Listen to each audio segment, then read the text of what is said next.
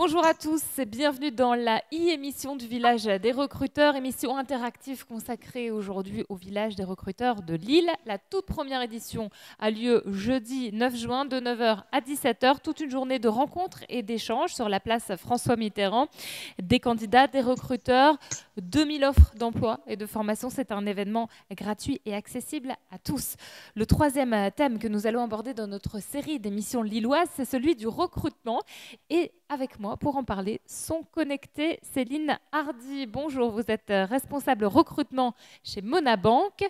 Avec nous également Juliette Letertre, directrice de zone Adecco On-Site, et Mathieu Duhem, DRH chez Carter Cash, chacun dans vos secteurs respectifs. Je vais commencer avec vous, Juliette Letertre. Est-ce que vous pouvez nous présenter Adecco On-Site ? Bien sûr. Oui, donc bonjour à tous. En effet, Adecco On-Site est une filiale du groupe Adecco. Et quand on dit On-Site, c'est que en fait, nos équipes sont directement implantées dans les entreprises pour lesquelles nous déléguons les intérimaires. Donc, on a vraiment nos bureaux qui sont directement chez nos clients. Alors, dans quel secteur est-ce que vous travaillez? Dans quel secteur est-ce que vous recrutez? Alors, on est exclusivement, on est vraiment sur des clients qui ont des volumétries d'intérimaires assez importants parce qu'on va vraiment travailler déjà plutôt sur la partie production, donc sur les sites de production. Au niveau des secteurs d'activité, vous allez retrouver la logistique, vous allez retrouver la construction automobile, équipementier automobile, vous allez retrouver l'agroalimentaire et également tout ce qui est cosméto, parapharmacie. Et vous êtes très présent dans le Nord. Hein. Là, on est sur la région lilloise pour le village des recruteurs. Tout à fait. En fait, là, on va vraiment essentiellement parler des départements 59 et 62. Moi, j'interviens aussi sur le 02 et le 80. Pour le 59 et le 62, on travaille pour à peu près 15 sites donc, de production qui sont sur la métropole lilloise, sur le Douaisis, sur le Lens également et sur le Valenciennois. Très bien. Céline Hardy, je me tourne vers vous. Est-ce que vous pouvez nous parler plus en détail également de Monabank? Alors, on sait déjà que c'est une entreprise du Nord, fondée en 2006, si je ne me trompe pas, basée à Villeneuve-d'Ascq. Exemple donc de réussite locale. Elle représente combien d'employés en termes de chiffres sur la France ou la région? Est-ce que vous en avez quelques-uns? Alors aujourd'hui, Monabank, c'est un peu plus de 220 collaborateurs. On est basé donc exclusivement à Villeneuve-d'Ascq. Sur notre campus de Villeneuve-d'Ascq, on va retrouver aussi d'autres enseignes du groupe Cofidis. Et effectivement, donc Monabank, banque en ligne qui a été créée en 2006. J'avais bon, alors. Et Mathieu Duhem, Carter Cash, donc, qui porte haut aussi les couleurs du Nord avec votre siège social à Villeneuve-d'Ascq. Carter Cash qui fête ses 20 ans cette année. Est-ce que vous pouvez nous présenter un petit peu le groupe? Exactement. Bonjour à toutes. Carter Cash a 20 ans cette année. C'est une entreprise fondée en 2002, donc issue du groupement Mobilia, qui héberge aussi Nord-Auto et Midas. Et donc Carter Cash, c'est une entreprise, c'est des magasins de pièces détachées automobiles et de services rapides automobiles. Donc la volonté, c'est de permettre à chacun d'entretenir et de réparer son automobile à bas prix. Voilà le positionnement de Carter Cash. Aujourd'hui, donc, nous sommes 75 magasins en France. Nous sommes présents dans 4 pays, à savoir la France, l'Espagne, l'Italie et le Maroc. Et dernier point, nous sommes environ 910 collaborateurs à date. Très bien. Alors, on va rester avec vous. C'est un des enjeux auxquels est confrontée votre entreprise, l'enjeu du recrutement. Ce qui est intéressant avec votre exemple, Monsieur Duhem, c'est que vous allez très bientôt prendre les fonctions de DRH, un poste qui n'existait pas chez Carter Cash auparavant. Qu'est-ce qui a nécessité ce changement dans votre organisation? C'est très en lien avec la thématique qui nous intéresse, la thématique du recrutement, à savoir l'entreprise doit savoir s'adapter. Exactement. Et ça fait donc 2 ans depuis la crise sanitaire où les attentes des candidats, les aspérités par rapport au travail, au monde du travail changent. Et donc, avec notre direction générale, nous avons décidé de créer cette direction des ressources humaines pour mettre en place une dynamique qui n'existait pas jusqu'alors, puisque chaque manager était son propre RH. Et aujourd'hui, donc, je vais prendre ces fonctions-là. J'avais les fonctions de directeur financier, je passe aux ressources humaines pour animer, ça fait 10 ans que je suis dans l'entreprise, donc en connaissant bien l'entreprise, pour animer toute cette partie recrutement. On a un besoin, on va ouvrir plus de 30 magasins en France dans les 3 prochaines années. Donc, c'est à peu près 1000 recrutements. Et donc, on a connu des difficultés de recrutement pendant la crise sanitaire l'année dernière. Et donc, il faut qu'on puisse avoir des équipes complètes pour servir au mieux nos clients. La relation au travail a changé ces dernières années. Qu'est-ce qui fait qu'il faut intéresser autrement les candidats? Alors, travailler le samedi, on est dans le commerce, et travailler le samedi, ça devient aujourd'hui, par rapport à l'équipe vie privée et vie professionnelle, les loisirs, une réelle difficulté d'emmener des nouveaux dans ce secteur-là. Et donc, on est en train d'imaginer peut-être des équipes, des horaires tournants pour libérer chacun un petit peu le samedi, pour simplifier ça, peut-être aussi recourir à des emplois étudiants pour compléter les équipes le samedi et pouvoir libérer donc des employés permanents à leur vie, à leur préoccupation personnelle.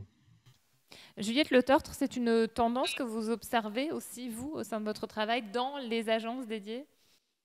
Oui, en fait, on a aussi, alors moi je vous ai parlé de 4 secteurs d'activité qui sont sur la partie plus industrie, logistique. Et c'est vrai qu'on a vu aussi une population intérimaire nouvelle qui est arrivée aussi de la restauration et qui est venue aussi chez nous parce que, et ça rejoint tout à fait ce que dit Monsieur Duhem, avec parfois des envies de changement de vie et de disponibilité. Donc, ça bouge également chez nous. Et ce qui bouge aussi au niveau de nos clients, alors, on n'a pas, par rapport aux intérimaires que nous avons, alors, on a à peu près 1500 sur le secteur que je vous ai donné, donc quand même plus de 300 qui sont en CDI intérimaire, puisqu'on a la possibilité aussi de faire du CDI intérimaire, dont beaucoup se font après embaucher dans l'entreprise et sur lesquels on tente, par le biais de formation, de les faire grandir sur certains postes qu'ils vont découvrir. On a aujourd'hui la chance de pouvoir faire démarrer des gens sans forcément beaucoup d'expérience. Et ce qui en fait est demandé aujourd'hui de nos clients, c'est un savoir-être plus qu'un savoir-faire. C'est une motivation. C'est alors très important aussi pour nous dans le secteur industriel, une responsabilité vis-à-vis de la sécurité. On est sur des postes où, en effet, il est important d'être respectueux de la sécurité et de celle des autres. Et c'est cette motivation, ce savoir-être, cette conscience professionnelle qui, doucement, va donner l'envie et aux clients et à nous, de par l'intérêt porté, de monter ces personnes en compétences à travers des formations qui au départ peuvent être des formations de caristes. Là, par exemple, aujourd'hui, des formations même de premier niveau de management, parce que voir que des personnes qui n'avaient pas forcément beaucoup d'expérience, mais sont sur un vrai savoir-être, aujourd'hui, ces personnes intéressent énormément les entreprises. Céline Hardy, est-ce que ça se passe comme ça aussi dans le secteur bancaire? On parlait de métiers assez spécialisés. Pour le coup, est-ce que dans ce qui est un petit peu proche du tertiaire, c'est la même chose pour vous? On constate effectivement les mêmes choses. Le secteur de la banque, c'est un secteur qui recrute beaucoup. Donc déjà, on a beaucoup de concurrence. Et effectivement, c'est un métier en plus qui attire un peu moins aujourd'hui. Alors nous, on est banque en ligne, donc c'est vrai que c'est un peu différent. Et c'est ça qu'il faut qu'on aille chercher, c'est d'arriver à capter ces candidats, à faire transpirer ce qu'on vit dans l'entreprise. Et je rebondis sur ce qui a été dit, c'est d'arriver à avoir des collaborateurs avec de la motivation, un savoir-être, une posture, et on les fait grandir, on grandit ensemble. En fait, c'est un beau partenariat d'expérience à vivre au sein de l'entreprise, avec des formations, avec des mobilités internes, avec des promotions aussi. On a des collaborateurs qui choisissent d'évoluer en tant que manager. C'est vraiment un tout. C'est aujourd'hui, on le sait, quand on rentre dans une entreprise, on n'y reste plus au même poste pendant beaucoup d'années. Donc, c'est à nous d'accompagner chacun dans son projet professionnel, dans son évolution de carrière, pour faire vivre une expérience. Alors, il y a l'expérience candidat, mais l'expérience collaborateur aussi en interne. Ouais. Mais d'un point de vue du recrutement, comment est-ce que ça se passe sur cette innovation, ce changement de paradigme, en fait, d'essayer d'aller chercher les savoir-être? Alors, ce qui a beaucoup changé au niveau du recrutement, effectivement, il y a le code du recrutement a changé, où il y a quelques années, entre guillemets, l'entreprise était en position de force. Aujourd'hui, c'est plus du tout ça. D'ailleurs, on parle même plus d'entretien de recrutement. On est vraiment dans un échange entre une entreprise, un candidat, sur comment on peut travailler ensemble. Et dans l'entretien, d'ailleurs, c'est ça qu'on va aller creuser aussi. Nous, on recherche des collaborateurs certains avec de l'expertise bancaire, mais pas uniquement. On va aller chercher la motivation, le savoir-être, l'implication, le projet professionnel sur le long terme. On est vraiment sur un échange avec les candidats, de plus en plus. Ouais. Et ça rejoint effectivement ce que vous disiez, Juliette Le Tertre. Vous adaptez aussi vos méthodes. Il n'y a pas que le moment de l'entretien qui va avoir lieu notamment sur le village des recruteurs. On y reviendra dans un instant. Mais la méthode aussi, elle passe par les outils. Vous êtes de plus en plus tourné vers les réseaux sociaux. Expliquez-nous. Oui, je pense qu'aujourd'hui, les réseaux sociaux font forcément partie du recrutement et voilà, il faut attirer et ça fait partie aujourd'hui des choses obligatoires, c'est pouvoir se montrer, c'est pouvoir attirer, c'est la cooptation, c'est le parrainage et en cela, je pense que voilà, quand on a des personnes qui se sentent bien dans une entreprise, ils vont aussi facilement en parler et le fait d'en parler, d'en échanger et de le montrer à travers les réseaux sociaux, il est clair que ça va aider énormément. Donc on a beaucoup changé ça. Il faut savoir se montrer rapidement. C'est vrai que même parfois on fait des campagnes un peu de marketing, ça fait bizarre, mais voilà, il faut attirer et que on voit même que tous les réseaux sociaux changent. TikTok, ça va déjà bientôt être démodé, donc ça va très vite. Il faut aller chercher un petit peu partout. Et puis, je pense que dans la méthode aussi, sans parler de tout ce qui est réseaux sociaux, dans la méthode aussi de recrutement, voilà, on va travailler beaucoup moins aussi sur CV, on va vraiment faire une présélection sur un ADN, sur des expériences même en termes d'associatifs, sur des situations parfois un petit peu difficiles, comment elles ont été gérées, sur ce qui fait plaisir, sur ce qui donne plaisir aux candidats, parce que c'est aussi comme ça qu'il sera mieux dans son travail. Donc, je pense que tout ça aussi fait aujourd'hui partie de la méthodologie du recrutement qui est différent qu'avant. Et puis, une fois que le candidat est rentré, je pense que c'est aussi savoir l'accompagner. C'est ce que vous disiez tout à l'heure, Madame Hardy et Monsieur Duhem aussi. Je pense que voilà, il faut pouvoir les garder, surtout si on ne s'est pas trompé. Là, on va se dire qu'avec tout ça, on ne s'est pas trompé. Donc, les garder, leur donner envie de rester. Et c'est vrai que à travers le fait aussi d'être sur Adecco on-site, on a chacun nos techniques, mais en étant sur le site, il y a cette proximité plus importante avec les intérimaires qui peuvent avoir des soucis de tout, comme dans le travail, et de pouvoir les résoudre le plus vite et ne pas laisser parfois des situations un petit peu se dégrader quand elles peuvent être résolues très vite. Donc voilà, il y a aussi tout cet aspect-là qui devient extrêmement important aussi. Et sur le long terme, en effet, pour en revenir au moment de l'entretien, de l'embauche, Mathieu Duhem aussi, on parlait du CV. Chez vous, vous me disiez, c'est fini le CV maintenant, on est passé à autre chose. Effectivement, depuis l'origine, Carter Cash recrute sans diplôme. En fait, on est une entreprise qui permet l'accès à l'emploi à des gens qui n'ont peu de diplôme ou pas de diplôme. Aujourd'hui, par exemple, 50% de directeurs de magasins ont commencé chez nous monteur-vendeur, donc le poste échelon 1 chez nous. Et donc, on les fait évoluer au fur et à mesure, on les accompagne, comme on disait tout à l'heure, aux formations qui sont propres à chez nous, aux beaux gestes métiers, aux fondamentaux du commerce. Et puis, en fonction de leur volonté, de leur motivation, ils peuvent gravir les échelons. Comme je disais tout à l'heure, on va ouvrir une 30aine de points de vente et du coup, ça fait forcément des appels d'air, donc des postes de directeur adjoints à fournir, entre guillemets, à occuper. Et donc, ça permet de faire évoluer les gens en interne. Donc ça, c'est une très bonne chose. Et effectivement, donc le CV, chez nous, ça n'a jamais eu une grande importance pour tous les métiers du magasin. Et là, depuis la semaine dernière, on a lancé un peu une nouveauté, c'est le recrutement sans CV, donc juste en flashant un QR code ou avec un petit lien avec quelques questions pour cerner un peu la personne. Et suite à ça, depuis la semaine dernière, on a eu déjà 50 candidatures comme ça sans CV. Donc elles sont en train d'être analysées cette semaine par les différents managers pour voir si on peut recruter ces personnes.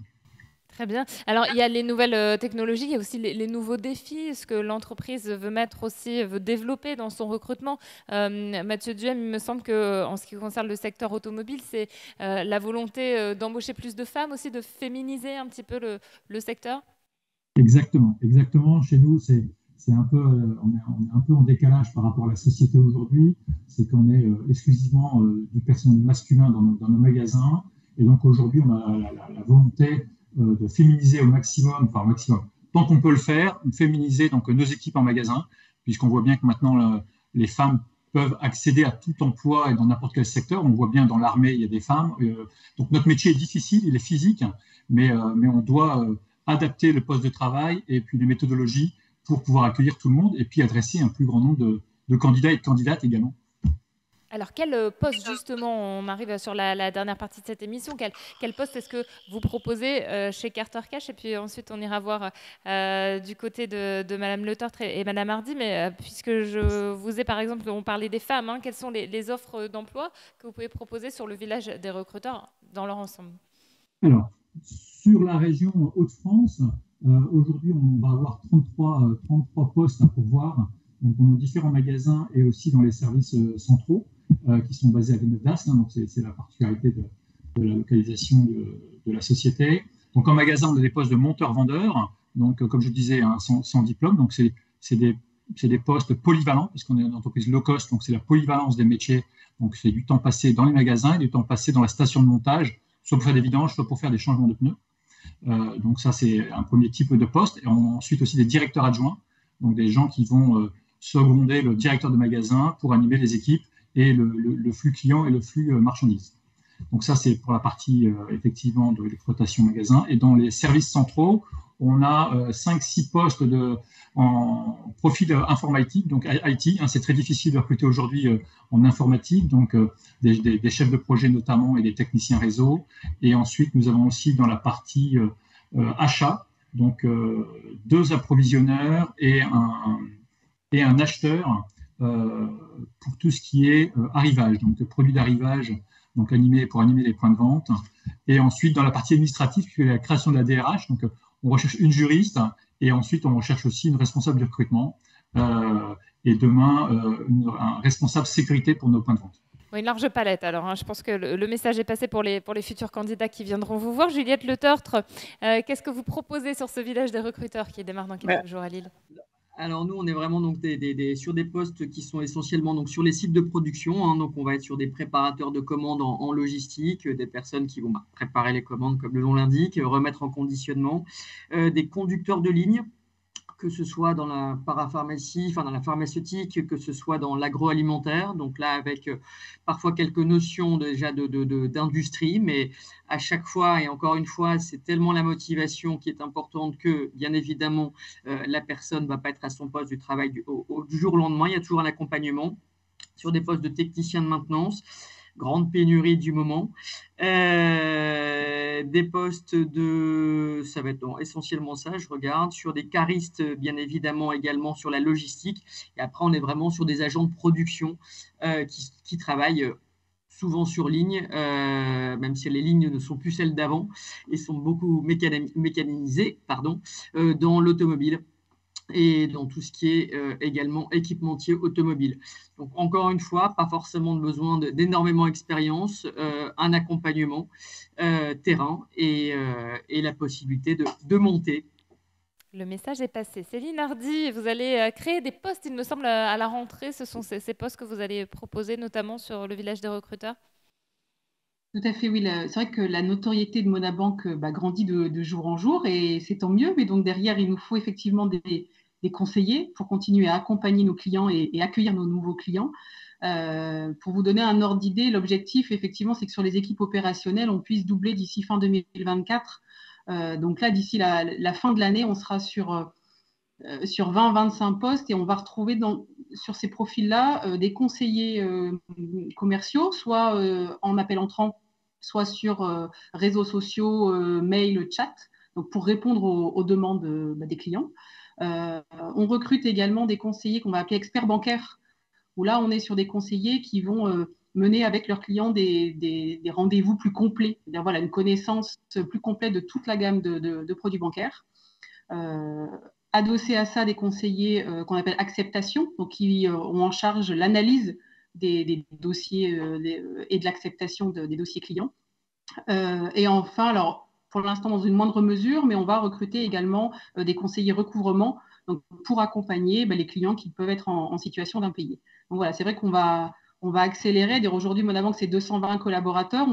On va grandir petit à petit, donc on recrute de plus en plus. Oui. Très bien, merci beaucoup Céline Hardy. Effectivement, beaucoup de métiers, de postes à pourvoir. On le rappelle sur cet événement, le village des recruteurs de Lille, plus de 2000 offres d'emploi avec les partenaires. Merci beaucoup pour votre participation Céline Hardy. Donc, Juliette Le Tertre et Mathieu Duhem, on vous retrouve donc à Lille le 9 juin. Place François Mitterrand, donc de 9h à 17h pour tous les candidats qui ont regardé. C'est un événement qui est gratuit et accessible à tous. Merci d'avoir suivi cette émission. Rendez-vous bien sûr à Lille et puis si vous voulez obtenir toutes les informations, vous pouvez les retrouver sur le site du village des recruteurs de Lille, levillagedesrecruteurs.fr. Merci aussi à Lyon Webcast pour la réalisation de cette émission. Je vous dis à très bientôt.